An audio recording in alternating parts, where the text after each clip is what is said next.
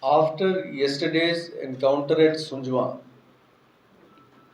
the police teams of District Jammu, headed by SSP Jammu, and ably assisted by SP South, SDPO South, and SP Operations, they worked tirelessly day and night to establish the conspirators, the identity of the conspirators who were behind this plan to carry out a suicide attack at Jammu. On the basis of technical analysis and evidence, we were able to zero in on a person called Shafiq Ahmed Sheikh. Shafiq Ahmed Sheikh is from Dral and he works at a walnut factory at Narwal, which is not very far away from Sunjwa where this encounter took place. He stays at the house of Iqbal, who is from Damal Hanjipura, Kulgam, and who has a house in Jalalabad area of Sunjwan where this encounter took place. Along with him, his brother Asif also works. And both these brothers, Asif and Shafiq Ahmed Sheikh, are deeply involved with terrorists of Jaish-e-Mohammed. Asif here at Jammu creates a telegram ID called Pagal Jamaat for Shafiq Ahmed Sheikh, his own brother. He also provides another mobile with a SIM card to his brother, and his brother then contacts a Jaish commander in Pakistan by the name Veer. His telegram identity is Veer, the person at Pakistan.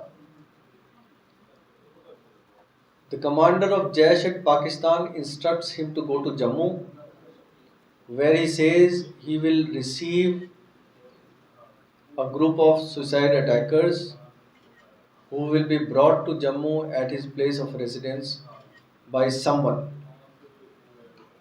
He did not disclose his name, but we have identified that person by the name of Bilal Ahmed Wage. Bilal Ahmed Wage is from Kokarnak and he sets out on the instructions of Jaish-e-Mohammed from Kashmir and from Pulwama in Kashmir at 10 a.m. on the 20th of April. He reaches Jammu around evening time and stays at Transport Nagar. At night at 12 a.m., he sets out for Sukwal in Samba area. And from there he picks up two terrorists of Jaish-e-Mohammed who were carrying a huge quantity of arms and ammunition in a rucksack. They board the truck. It's a medium-sized truck and there are vegetable crates, empty vegetable crates behind the truck. There is also a cavity created very neatly inside the truck among the vegetable crates where these people, these two terrorists, hide. And then the truck moves towards Jalalabad in Sunjwan. The truck has four people, the driver Bilal Ahmed Wage, a co-driver and these two terrorists. They reach Jalalabad at around 2:30 a.m. on the 21st. And from there, Shafiq Ahmed Sheikh picks up the two terrorists, takes him to his house, keeps them there for the entire day.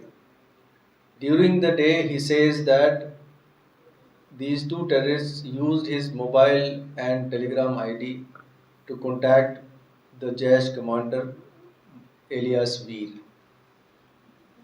and then they discussed their plans, and the directions were given by Veer to Shafiq to take them to the nearest security force location and cause maximum damage. They were instructed to go out the same night and cause that level of damage which is good enough to deter and to discourage the VVIP visit. Before these people could set out on their mission, we receive inputs from intelligence that there are two terrorists in this area. We cordon off that area with the help of CRPF and other forces, and we managed to keep them holed up inside the cordon throughout the night. This was a crucial effort because had they been able to move out with the kind of suicide vest and the kind of arms ammunition they were carrying, they could have caused huge damage. And we could manage to keep them hold inside. And in the operation which followed in the morning, you all know that the two terrorists were eliminated. The fact that these two terrorists were picked up from Samba and moved towards Jalalabad is also corroborated by crucial CCTV evidence along the way. There are two CCTV evidence which point out towards the movement and towards the timing of the movement. It is also known that these two terrorists did not speak Kashmiri language and also did not speak Dogri or Hindi, which Shafiq knows. Shafiq understands Hindi, Kashmiri, and Dogri. He says that they were speaking in a language he could not understand. When he was made to listen to a Pashto language, he said yes, this was the language which they were speaking. This indicates that the two Fedayeen attackers were from either Pakistan in the territories contiguous to Afghanistan where this language is spoken, or were Afghanis. This is the information which we have at present. We are working on the leads. We are hopeful that the two absconding accused are arrested soon. Thank you. Which led them to get trapped finally. One, the effort of the police to encircle them and cordon them separated them from their guide. Shafiq was supposed to be their guide. So this prevented them from moving where they wanted to move. This is the first part. Second is that possibly they tried to move out of the cordon, and the outer cordon which had JKP and CISF. They tried to prevent them and they opened fire. And in the retaliation, maybe one of them got injured. We are not sure whether they got injured that time or later. But yes, they were able to push them back inside the cordon.